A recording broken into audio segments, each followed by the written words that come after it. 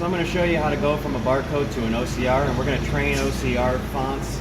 We'll do a couple different OCR fonts, and you'll see just how easy it is to set up different style OCRs. So all we got to do is actually click on OCR here, and we go into our setup.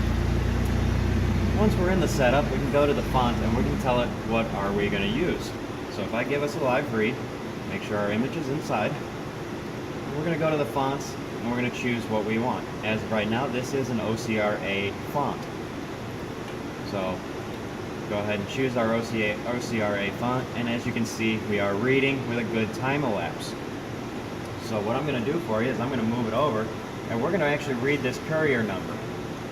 One of the harder fonts that a lot of the other companies out there have some difficulties with. Alright, as you can see, we aren't fully reading right now. We do need to tell it what font we are using. So we're going to go back to the font, we're going to tell it it is a different font. It is a Courier New.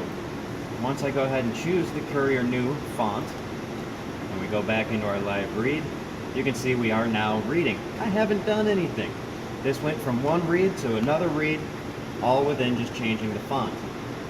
But we can maybe clean it up a little bit and get a little bit better, but we're getting a pretty good read. I don't think there's a whole lot I can do, but let's take a look at our threshold.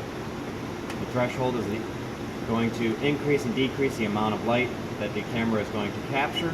So we can actually increase it and decrease it, and as you can see, the more I increase it, the more these will get fatter and skinnier.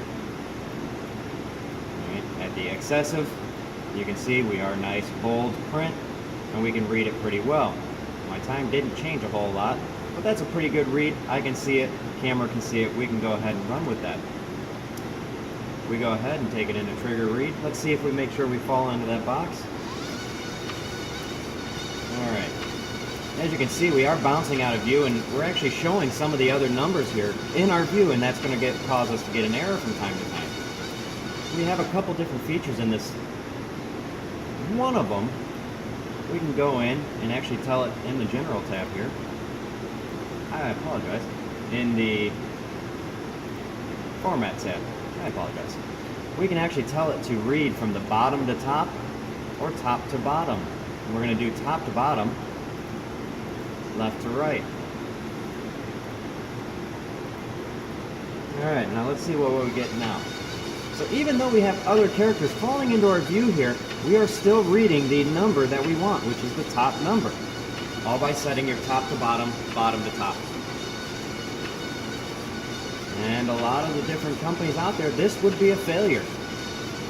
With bouncing in characters like this into the area of view, that would cause the system to have malfunctions and have a hard time reading. As you can see, we do get a higher number when those numbers bounce into view. So we don't want to do that too often. But if you needed to and something's in the field of view, we can get around that, but you may have to slow down the production run just a little bit.